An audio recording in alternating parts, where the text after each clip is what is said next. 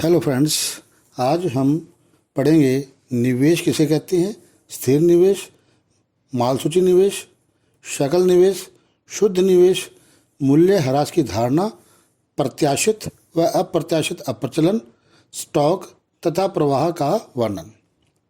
तो शुरू करते हैं वीडियो निवेश किसे कहते हैं के साथ। उत्पादन के उत्पादित साधनों के स्टॉक को पूंजी कहा जाता है, जिसका प्रयोग और अधिक उत्पादन के लिए किया जाता है। उत्पादकों का यह प्रयास रहता है कि उनका पूंजी का स्टॉक बढ़ता रहे, जिससे उत्पादन क्षमता में वृद्धि होती है। तो एक लेखा वर्ष के दौरान पूंजी के स्टॉक में होने वाली वृद्धि को उस वर्ष का निवेश कहा जाता है। या हम इस प्रकार से भी कह सकते हैं, पूंजीगत पदार्थों में होने वाली वृद्धि को निवेश कहा जाता है। इसको हम एक सूत्र द्वारा व्यक्त करते हैं, I is equal to delta के। आई इन्वेस्टमेंट, के पूंजीगत स्टॉक, डेल्टा के वर्ष के दौरान पूंजी के स्टॉक में परिवर्तन। तो निवेश क्या है? निवेश पूंजी निर्माण की एक प्रक्रिया है। अब आता है स्थिर निवेश व मालसूची निवेश। तो निवेश के दो घटक हैं, स्थिर निवेश और दूसरा मालसूची निवेश। पहला है स्थिर निवेश। इससे अभिप्राय एक लेखा वर्ष की अवधि में उत्पादकों की स्थिर परिसंपत्तियों के स्टॉक में वृद्धि का होना है। तो उत्पादकों द्वारा परिसंपत्तियों या पूंजीगत पदार्थों की खरीद पर किया गया खर्च क्या कहता है? उत्पादकों द्वारा परिसंपत्तियों या पूंजीगत पदार्थों की खरीद पर किया गया खर्च स्थिर निवेश कहलाता है। इसे स्थिर पूंजी निवेश भी कहा जाता है। अब इसका महत्व, स्थिर निवेश का महत्व। हम जानते हैं कि स्थिर निवेश उत्पादकों की स्थिर परिसंपत्तियों के स्टॉक में वृद्धि से है। जब उत्पादन के पैमाने में वृद्धि होती है तो उत्पादक छोटे पैमाने पर उत्पादन की अपेक्षा बड़े पैमाने पर उत्पादन करने लगते हैं, जिससे उत्पादन के स्तर में वृद्धि होती है। यह समृद्धि एवं विकास का सूचक है। दूसरा आता है मालसूची निवेश। किसी एक समय पर उत्पादकों के पास जो स्टॉक होता है उसे मालसूची कहते हैं। इसमें हम कौन कौन से चीज़ें शामिल करते हैं? बिना बिकी तैयार वस्तुएं, दूसरा उत्पादन प्रक्रिया में अर्ध तैयार वस्तुएं, तीसरा कच्चा माल, इनको हम इनमें शामिल करते हैं। तो समय के साथ साथ मालसूची स्टॉक में परिवर्तन आता रहता है। वर्ष के दौरान मालसूची स्टॉक में होने वाले परिवर्तन को उत्पादक का मालसूची निवेश कहा जाता है। अब आता है मालसूची निवेश का महत्व। बाजार की असमानताओं का सामना करने के उद्देश्य से मालसूची को बनाए रखा जाता है। पूर्ति की कमी से निपटने के लिए कच्चे माल की मालसूची आवश्यक होती है। तैयार वस्तुओं की मालसूची बनाने का उद्देश्य मांग में होने वाली वृद्धि को पूरा करना है।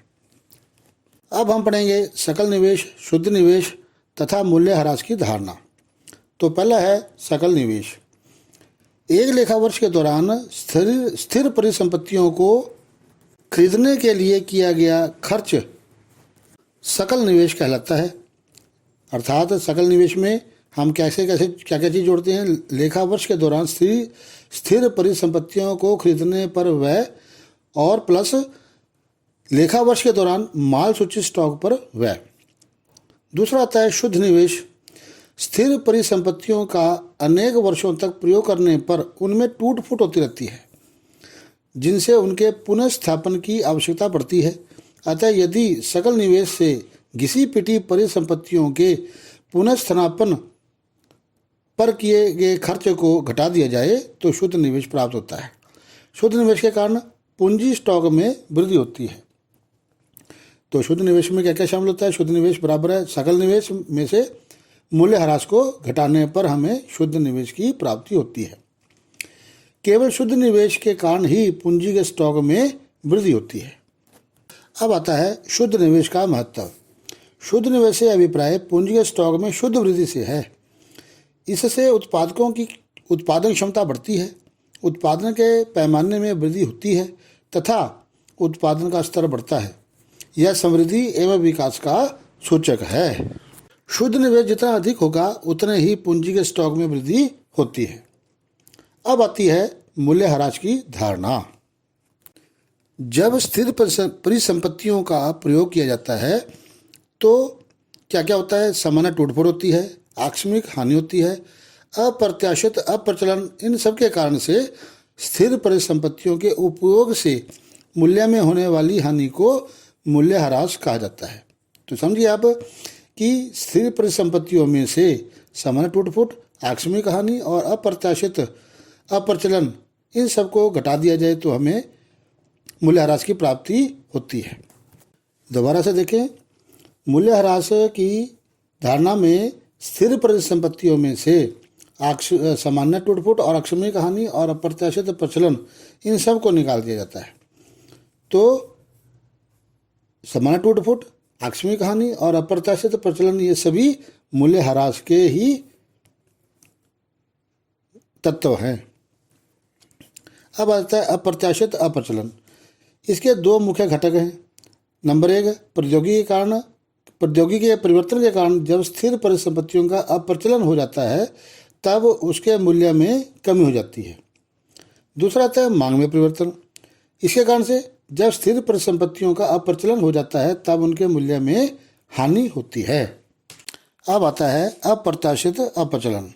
इसके मुख्य कारण निम्नलिखित हैं। नंबर 1, प्राकृतिक विपत्तियां जैसे भूकंप, बाढ़, आग आदि। दूसरा, आर्थिक मंदी के कारण परिसंपत्तियों के बाजार में गिरावट। तीसरा, स्थिर परिसंपत्तियों के मूल्य में हानि जो कि अप्रत्याशित अप्रचलन के कारण होती है, उसे पूंजीगत हानि भी कहा जाता है। यह हानि मूल्यह्रास आरक्षित कोष का भाग नहीं है। अब आता है मूल्यह्रास आरक्षित कोष का महत्व। मूल्यह्रास आरक्षित कोष का उद्देश्य उत्पादकों की घिसी पीटी स्थिर परिसंपत्तियों का पुनर्स्थापन करना है। यदि इस फंड की स्थापना नहीं की जाती तो उत्पादकों के पूंजी स्टॉक का गिरना है, जिसका आगे उनकी उत्पादन क्षमता का घटना है, जिसके कारण रोजगार कम होता है और अर्थव्यवस्था मंदी की स्थिति में पहुंच जाती है। इससे अर्थव्यवस्था निम्न स्तर संतुलन जाल में फंस जाती है। अब आता है स्टॉक और प्रवाह। स्टॉक समय के एक निश्चित बिंदु पर पाए जाने वाली मात्रा को स्टॉक कहा जाता है। जैसे आपके खाते में 1 जनवरी 2020 को 1000 रुपये हैं, इसे स्टॉक कहा जाता है। दूसरा आता है प्रवाह। समय की एक विशेष अवधि में पाए जाने वाली मात्रा को प्रवाह कहा जाता है। जैसे आप शायद 150 रुपये प्रति माह जेब खर्च प्राप्त करते हैं। स्टॉक और प्रवाह के उदाहरण। स्टॉक संपत्ति, श्रम पूंजी, एक देश में मुद्रा की मात्रा, बैंक जमा, छत की पानी की टंकी, अम्बाड़ा से दिल्ली के बीच की दूरी। इसी प्रकार प्रवाह आय, मुद्रा पर व्यय, पूंजी निर्माण, एक देश की मुद्रा पूर्ति में परिवर्तन, पूंजी पर ब्याज, छत की टंकी से पानी का रिसाव, अम्बाड़ा से दिल्ली जा रही कार की रफ्तार। तो ये थे स्टॉक और प्रवाह के उदाहरण। अब हम पढ़ते हैं स्टॉक एवं प्रवाह में अंतर एवं संबंध। हमने एक तरफ स्टॉक को लिया, दूसरी तरफ प्रवाह को। तो पहला है स्टॉक का संबंध समय के एक निश्चित बिंदु से होता है। जैसे 1 जनवरी 2020 को आपकी बचत 2000 रुपये है। पहला प्रवाह में प्रवाह का संबंध समय की अवधि से होता है। जैसे 5 रुपये प्रतिदिन आपका जेब खर्च है। स्टॉक का समय काल नहीं होता, जबकि प्रवाह का समय काल होता है, जैसे प्रतिदिन आदि। तीसरा, स्टॉक प्रवाह को प्रभावित करता है। पूंजी का स्टॉक जितना अधिक होगा उतना ही अधिक वस्तुओं व सेवाओं का प्रवाह होगा। प्रवाह स्टॉक को प्रभावित करता है। उदाहरण के लिए मुद्रा की पूर्ति में मासिक वृद्धि से मुद्रा की मात्रा में वृद्धि होती है। चौथा आता है अर्थशास्त्र की कुछ अवधारणाओं का कोई स्टॉक पहलू नहीं होता, जैसे आयात, निर्यात आदि। चौथा आता है आयात और निर्यात को केवल प्रवाह अवधारणाओं के रूप में प्रयोग किया जाता है। पांचवा, इन दोनों का कॉमन है, कुछ स्टॉक चरों का प्रवाह पहलू भी होता है। उदाहरण के लिए समय के एक निश्चित बिंदु पर पूंजी एक स्टॉक है, किंतु पूंजी के स्टॉक में वृद्धि प्रवाह है। धन्यवाद।